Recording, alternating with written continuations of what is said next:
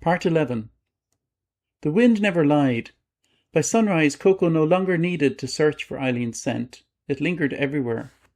Faint upon the frosted grass, caught in the tangled branch of the hedgerows, clinging to the stones of old walls she had rested against. For days he followed whispers, now he was following footsteps. She was close, very close. He listened carefully. Excitement was dangerous. More than once during his search he had raced towards a scent, only to discover another little girl with red hair. He would not make that mistake again. He slowed his breathing, lowered his body close to the earth. The world became scent. Every breath told a story. A fox had crossed the lane before dawn. A flock of sheep had passed yesterday. Someone had lit a peat fire nearby, and beneath it all, wildflowers. By midday, he reached another long hedgerow. Unlike the others, this one stretched for hundreds of yards without interruption. Beneath its tangled branches lay dozens of little shelters. Blankets tied between bushes, broken carts turned on their side. Bits of canvas, old doors propped against thorn trees. It was a village, not one built by choice, one built because nowhere else remained. Smoke drifted lazily upward from tiny fires no longer than dinner plates. No children played, no dogs barked, no chickens scratched at the earth, only coughing. Soft conversations and silence, so much silence. Coco slipped beneath the hedge. No one noticed him, or if they did, they no longer had the strength to care. He moved from one shelter to the next, always keeping a respectful distance. He had learned that much. Sorrow deserves space. An old woman smiled weakly as he passed. There goes good luck. Her granddaughter looked up. I thought good luck had forgotten us. The old woman reached for the child's hand. So did I. Coco continued on. The scent grew stronger, his heart beat faster. Wildflowers, soap, smoke, Eileen. He rounded another bend beneath the hedge, stopped, listened. Nothing. He searched again, every few yards, still stronger. Now Brendan's scent returned, Kathleen's too. Old, but unmistakable. He was close enough now to hear quiet weeping, not loud. Not the desperate sobbing of someone who had just lost everything. The exhausted crying of someone who had almost no tears left. The sound pulled him onward. He crept beneath a curtain of briars. The little shelter beyond was scarcely a shelter at all. A blanket stretched between two hawthorn trunks. A few broken branches piled against the wind. A tiny fire long since gone cold. There sat Eileen. She was wrapped in her mother's old shawl. It dwarfed her. Her red hair had lost much of its brightness beneath weeks of rain and road dust. The little face had become painfully thin. Freckles still crossed her nose, but they seemed lonely now. She stared downward, not moving, not speaking, just crying quietly. Coco's whole body trembled. He had found her. Then he saw Brendan. The farmer sat with his back against the hedge, one arm still wrapped around Kathleen, his head resting gently against hers. They looked almost as though they had fallen asleep together after a long day's work, peaceful, still, far too still. Kathleen's hand remained in Brendan's.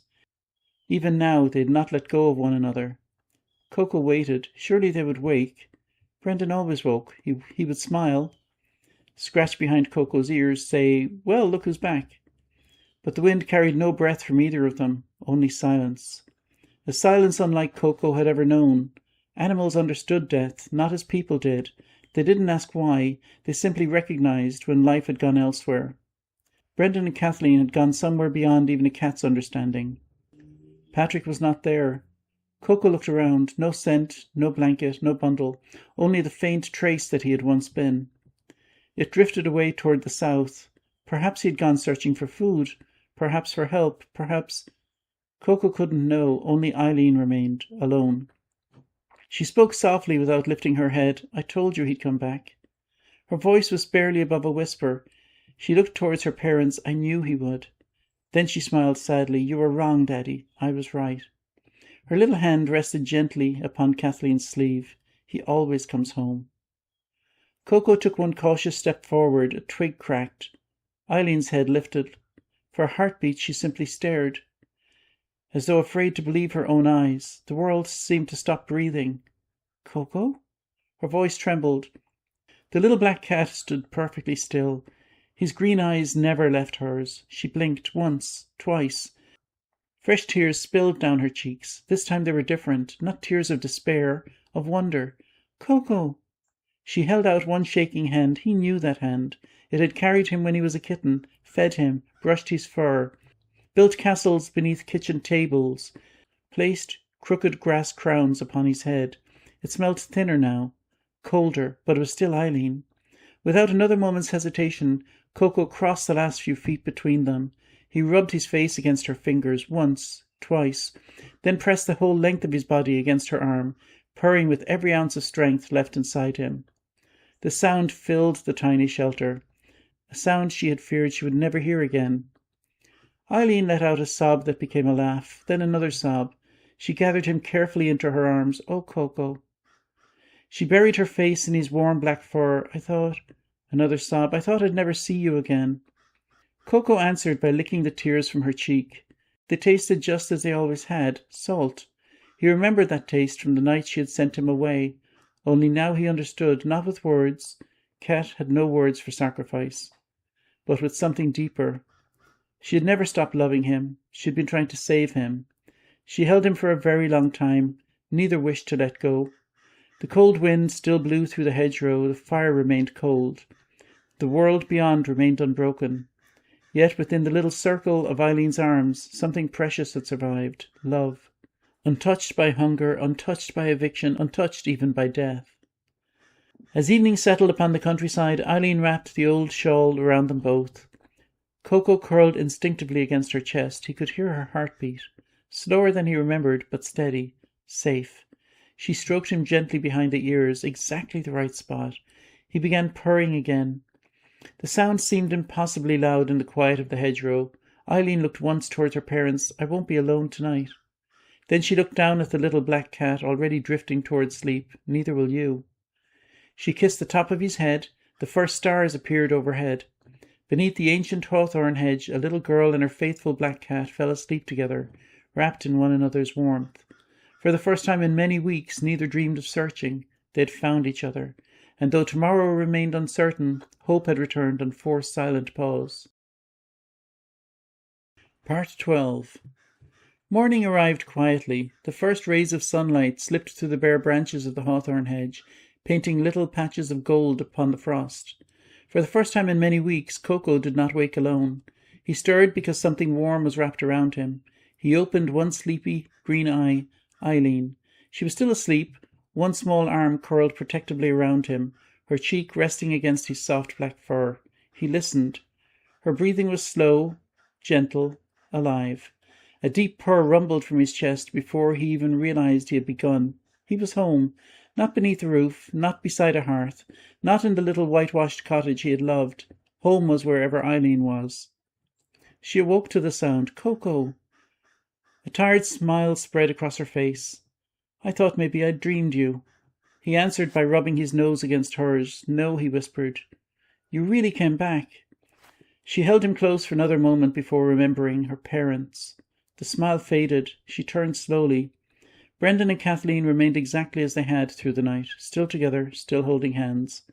The morning sunlight reached them too. It seemed almost gentle.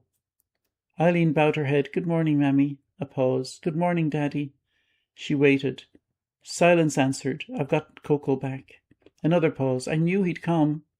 She smiled sadly. "I just wanted you to know." Coco watched her quietly. He could not understand why Brendan and Kathleen would not wake. He walked over to them, carefully, respectfully. He sniffed Brendan's weathered hand.